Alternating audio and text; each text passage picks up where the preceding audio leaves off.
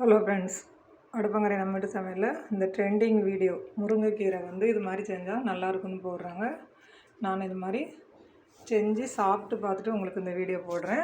நல்லா சூப்பராக இருந்துச்சு. முதல்ல ஒரு கடாய் எடுத்து வச்சு நல்லா உளுத்தம்பருப்பு ஒரு ஸ்பூன் 1.5 ஸ்பூன் அளவுக்கு சேர்த்துக்கோங்க. அதில் ஒரு 1/2 ஸ்பூன் ஜீரகம், 10 பூண்டு பல், காரத்துக்கு தேவையான அளவு பச்சை மிளகா, வெங்காயம் ஒரு வெங்காயம் வெட்டி சேர்த்து உப்பும் சேர்த்து நல்லா வதக்கி விட்டுக்கோங்க. கொஞ்சம் புளி தேவையான அளவு மட்டும் சேர்த்துக்கோங்க அளவோட. இதெல்லாம் நல்லா வதக்கிட்டு இருக்கும்போது நல்லா கீரை ஒரு கைப்பிடி அளவு வாஷ் பண்ணி வச்சுருக்கேன். அந்த கீரையும் சேர்த்து நல்லா வதக்கி விட்டாச்சு. இது மாதிரி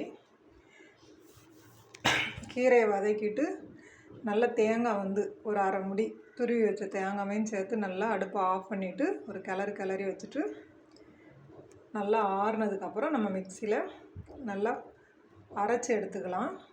இடிகள் இருந்தால் நீங்கள் இடித்து எடுத்துக்கோங்க.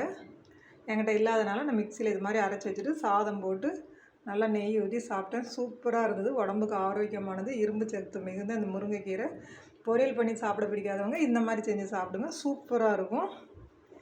நல்லா இருந்துச்சு. வீடியோ பிடிச்சா லைக் பண்ணி உங்கள் ஃப்ரெண்ட்ஸோடு ஷேர் பண்ணுங்கள்.